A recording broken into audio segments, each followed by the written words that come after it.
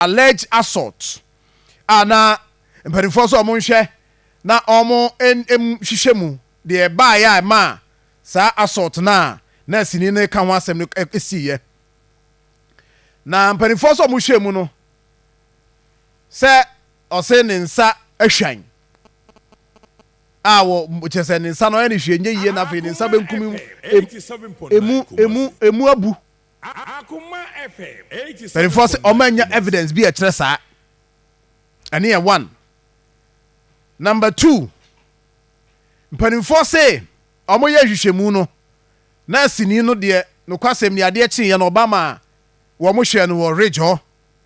ɛma no painkillers ɔmo wie na wɔmo ma no psychological support na sɛ ɔmo nya adagye hwɛ ma no na kyerɛ sɛ ɔhwɛ a na wa lose consciousness nti ɔsɛ ɔmo ma no wɔmo de ne fa saa ntetie mu ɛtu no fo kyɛkyɛ no nneɛma bi sɛ de bɛyɛ a owura facility hɔ a nneɛma nhye no ɛno ɛyɛ number 2. ɛna afei nso na committee no ɛwɔ sɛ ɔmo hwehwɛ sɛ Rafo say there was a delay so ɔmbɛ attend to ɔno ɛne aberanteɛ a na ɔda hɔ no hwehwɛmu nso ɛbaa ɛkyerɛ sɛ committee ne sɛ delay bia nkɔ so baabiara bia no wɔ evidence kyerɛ sɛ delay kɔ so enti saa nneɛma mmienu wei ɛyɛ nneɛma a na ɛho hia committee ni paa ɔmo wieɛ no ɔmo yɛ bi nneɛma bi ka ho ma yɛhu security arrangement CCTV footages ɛne nneɛma a ɛwɔ hɔ ɔmo yɛ recommendations na recommendations no ɔmo yɛ ne bi ni sɛ ɛwɔ sɛ mpanimfoɔ hwɛ na ɔmo provide security ɛwɔ ɔmo main entrance ɛwɔ sɛ saa arrangement no ɔmo yɛ deɛ ɛtɔ so bio mfidie a ɛyɛ adwuma anaasɛ na nursefoɔ de yɛ adwuma ɛwɔ Ridge Hospital hɔ no especially the emergency department mfidie no sɛ yɛbɛyɛ scan anaasɛ yɛbɛtreat you ayɛ assessment examination ne saa nneɛma no nyinaa no gye sɛ yɛkɔyɛ wɔ abɔnten nti mpanimfoɔ hwɛ na wɔn advance saa nneɛma no wɔn replace. Another thing is also that wɔn si manfoɔ binom wɔ hɔ a adwumayɛfoɔ nursefoɔ no bi wɔ hɔ a wɔn afiri adwuma mu a sɛ wɔn agya adwuma o sɛ wɔn ayɛ den a as we speak ama staff ɛso ate wɔ hɔ nti ɛno nso so no mpanimfoɔ nhwɛ na wɔn ntu ho anamɔn nursefoɔ ne doctorfoɔ a wɔn kɔ shift esua the time bi ama pressure aba facility ne so nti ɛno nso mpanimfoɔ nhwɛ na wɔn nka ho asɛm na wɔn nyɛ ho hyehyɛ kama na biribi ankɔ yie nti this is tɔfabɔ mu deɛ committee na yɛ ɛde abrɛ ɔman Ghana sɛ yɛnhwɛ so na yɛmfa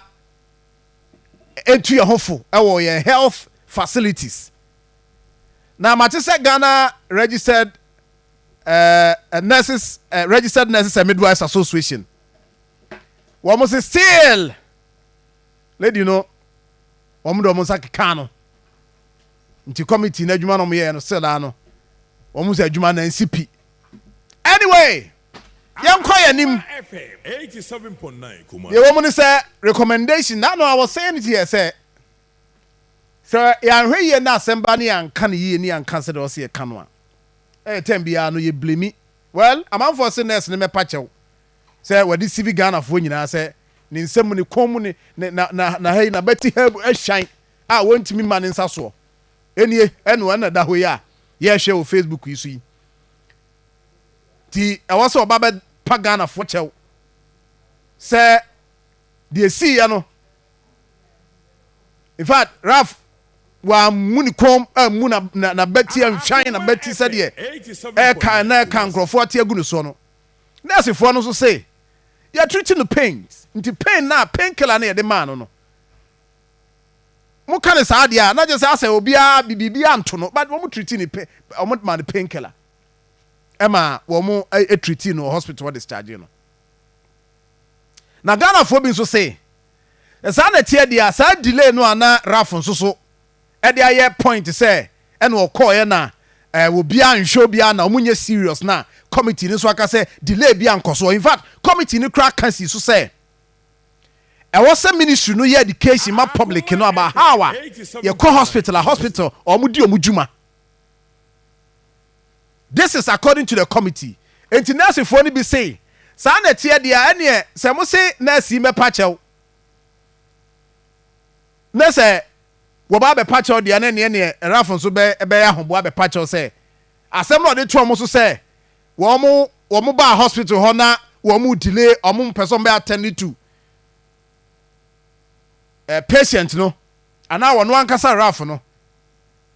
enye no kre according to the committee. But beyond that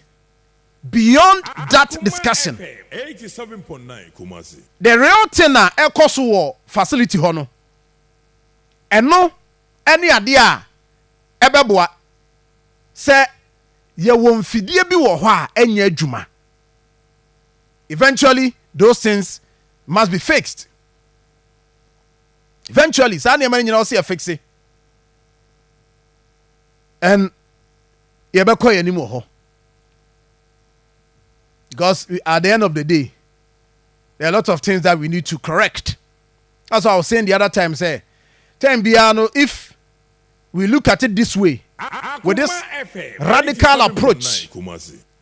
now the issue no ye mbisa said yeah na ekoso wa ha. Because eventually nipa no crowd be our facility hono. Don't do what I do. They also good morning to the Minister of Health. They are trying to improvise. Mr. Akando. Something needs to be taken at the Ridge Hospital against. There are a lot of things that you can want to say. Minister say committee, you know, report on this lady you are seeing in the camera. And when we problems with we filming whatever that is happening there, the medical negligence and unconcerned attitude that was against taxpayers, our citizens that have been rushed to the hospital in an emergency. Akoma 87.9 FM na yakoye ni mo ho. But apart from eno so no enra me ka cha mo say global peace